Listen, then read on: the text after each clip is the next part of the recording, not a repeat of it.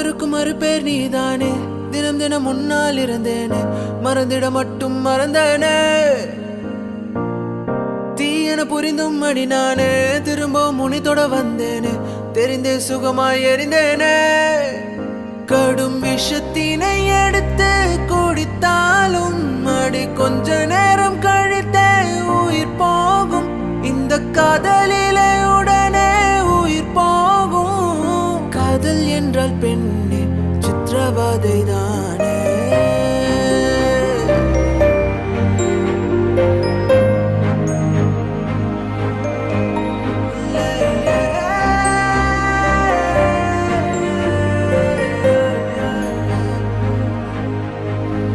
ஒரு கல் ஒரு கண்ணாடி உடையாமல் மோதிக்கொண்டால் காதல்.